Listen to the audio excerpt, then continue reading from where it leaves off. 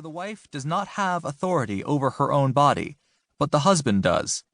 Likewise, the husband does not have authority over his own body, but the wife does. Do not deprive one another, except, perhaps by agreement for a set time, to devote yourselves to prayer, and then come together again, so that Satan may not tempt you because of your lack of self-control. 1 Corinthians chapter 7, verses 3 to 5. Recently, one of our church members sent me the following note. On the way back from a Cub Scout meeting, my grandson innocently said to my son, "Dad, I know babies come from mommy's tummies, but how do they get there in the first place?" After my son hemmed and hawed for a while, my grandson finally spoke up in disgust. "You don't have to make up something, Dad. It's okay if you don't know the answer." Well, most of us know the answer, but sometimes we find it uncomfortable to talk about. When Rebecca, our youngest, was 10, she had been learning where babies come from. She asked me, "Dad, you and Mom never did that, did you?" I answered, "How do you think you got here, Becca?" She looked at me with surprise. Then, I smiled and told her, "But don't worry. After you were born, we decided never to do that again." My point, of course, is not simply that it's hard to talk to our children about sexuality. Most couples find it difficult, at least at times, to talk about sexual intimacy with each other, much less to develop a fulfilling intimate relationship. Though physical intimacy plays an important and wonderful role in healthy marital relationships, it can also be a source of tremendous frustration and pain. As we turn our attention to the subject of sexual intimacy, my hope is to summarize for you what the Bible teaches about the meaning of sex, to talk frankly about what we've learned from the 5,184 people who took the sexual intimacy portion of our Love, Sex, and Marriage survey, and finally, to offer some hints for improving your intimate life. Sexual intimacy in the Bible. We are bombarded with sex. It's all around us, on TV and radio, at the movies, in our magazines, on billboards, and on our computers.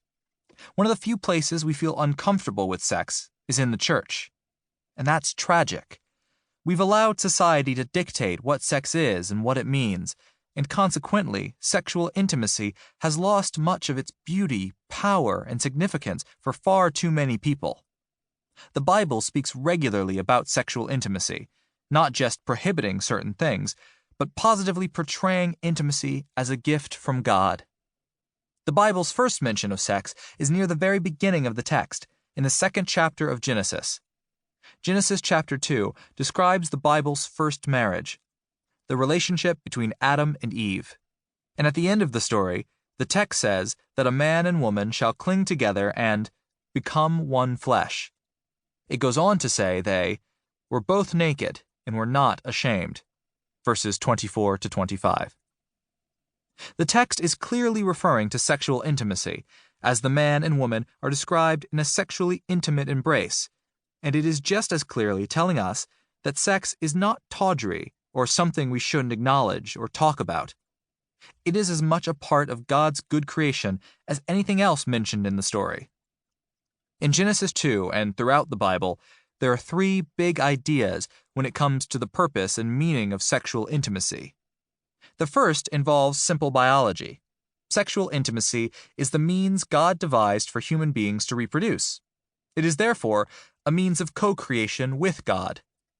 In the time before the advent of birth control, any time a man and woman came together in a sexual embrace, there was the possibility of creating a new human being. That possibility imbued the sexual act with holiness. It made the act something awesome, powerful, and mysterious, all at the same time. Of course, not everyone who becomes sexually intimate plans to have children, and some people are unable to have children. So procreation is not the only reason for sexual intimacy, but we need to acknowledge that it is one of the reasons.